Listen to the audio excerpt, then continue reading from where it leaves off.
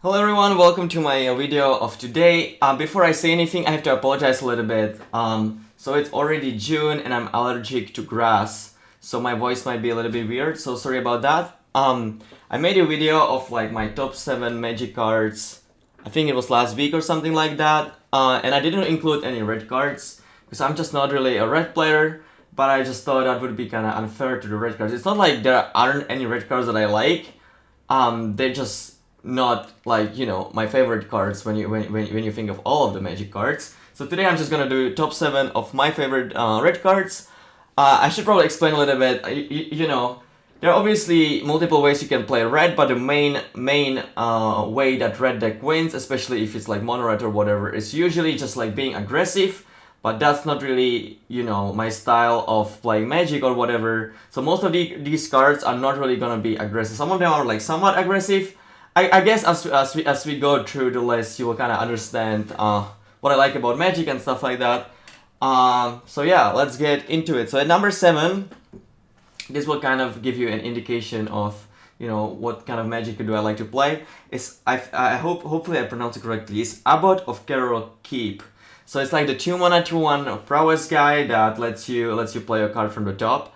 And you know, I kind of, if you watched the previous video, you know that I like cards like, you know, the Cuttle or Stoneforge Mystic. You know, just like creature that are somewhat cheap, or like they don't necessarily have to be creatures, but like, you know, spells or whatever that are somewhat cheap and generate value and have like a lot of play to it. And Abbot is one of those cards. You know, it generates a lot of decisions, because sometimes you flip a card that you can play, but maybe even despite that, you're better off playing a different card from your hand.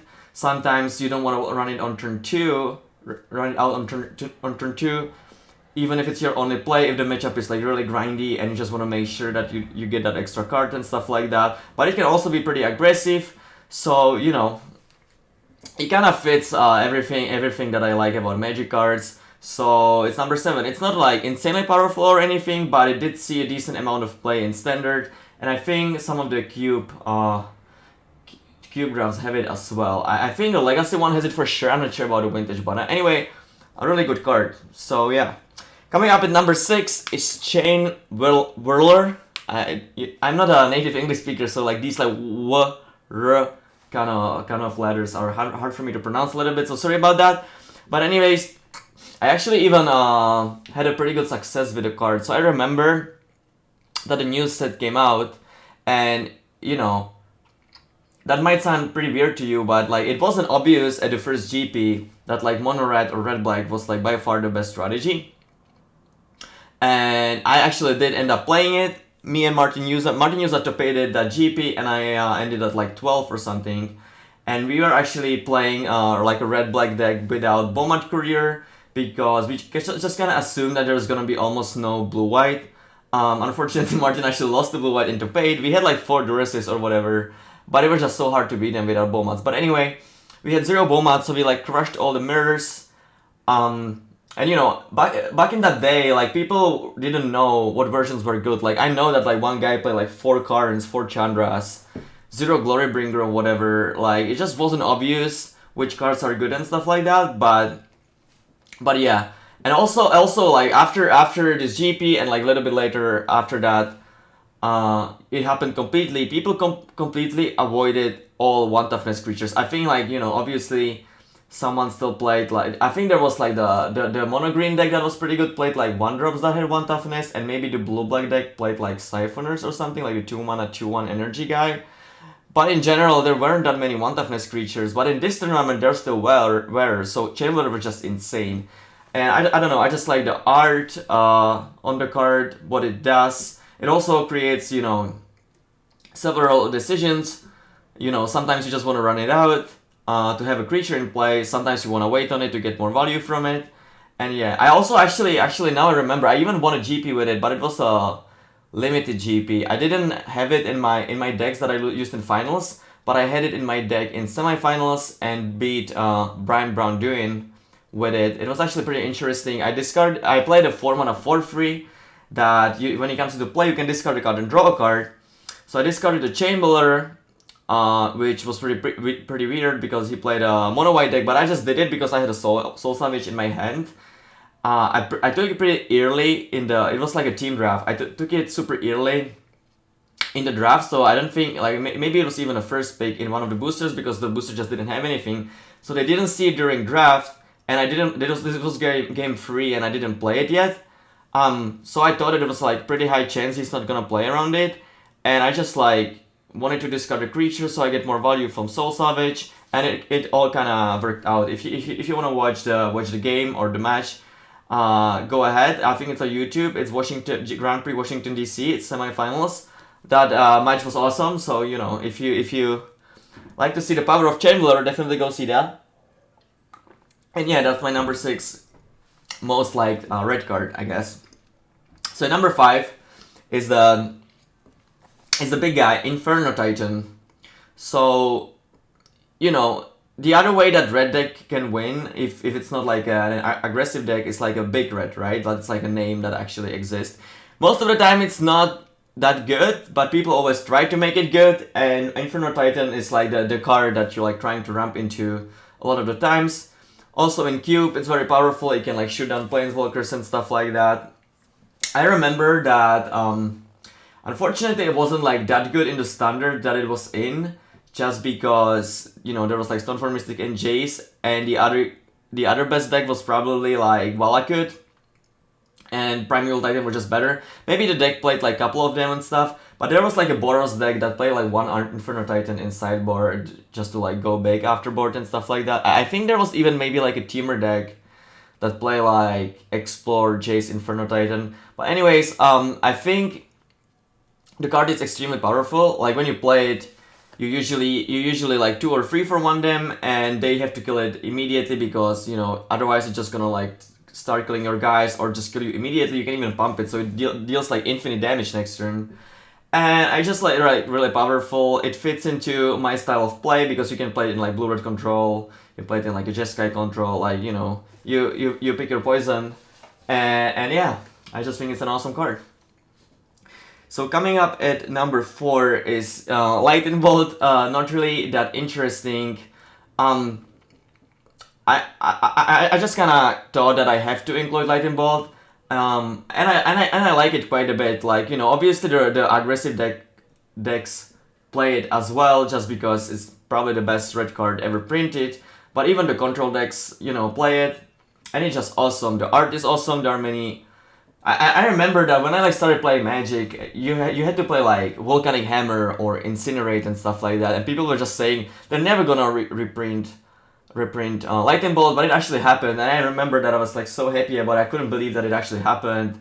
And yeah, it was obviously, the card was really good. It could shoot down Jace, which was like an interaction that happened all the time. And it's just a great card. Like when you're behind, you can just use only 1 mana to like kill their 4-drop or 3-drop. And yeah, it's just an awesome card. I don't really know what else to say about it. It's a Lightning Bolt, guys. Like, what do you want me to say? So my 3rd favorite card is the first Planeswalker on the list. Oh, I actually kind of gave it away. But anyway, is Court of the Hammer.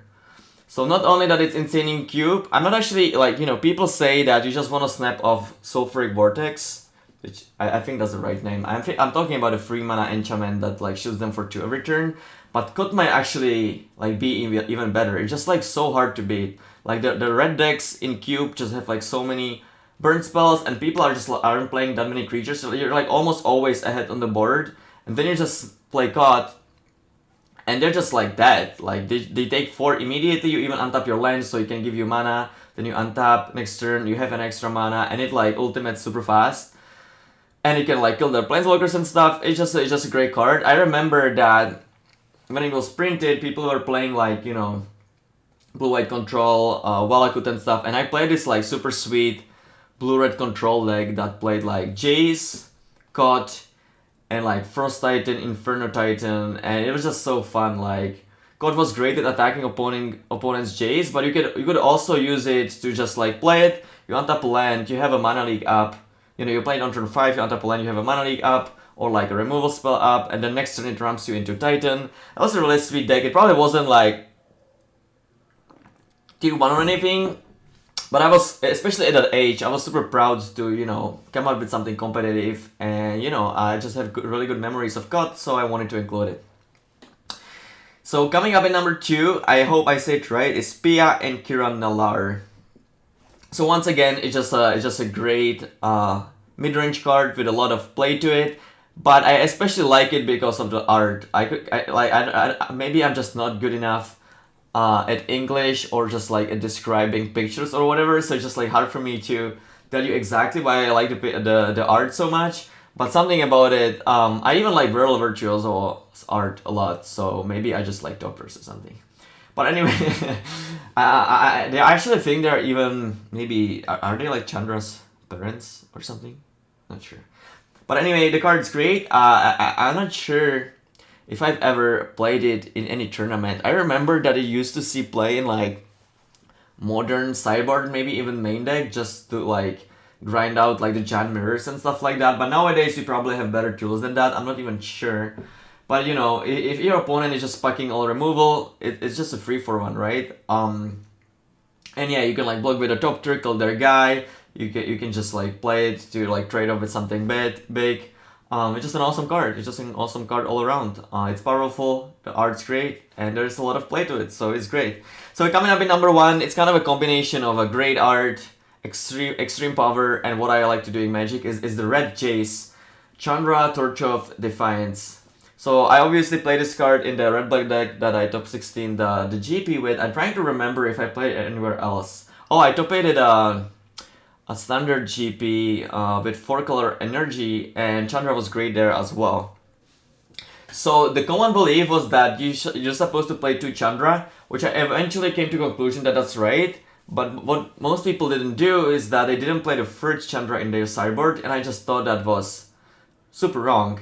So it seems kind of weird to play like this card in sideboard. Like maybe you can argue that it's good against control or whatever. Like, but why are you not playing such a generic card in your main deck? So the reason was that just like Planeswalkers in general, and Chandra especially, is just like so much better on the play. So anytime I was in the play, no matter which matchup I played, I guess against Mono Red it wasn't that great. But even in like a, you know, you don't really want to have free Chandra on the draw in the mirror, because sometimes you just like, it's just kind of a weak play. You just play it and kill their guy that costs less mana than the Chandra itself, and then it just dies. It's just like kind of weak to like Virtuoso and like Lone Tax Cup and stuff. But on the play, you were almost always, you know, ahead on the board, and you just wanted to have access to it.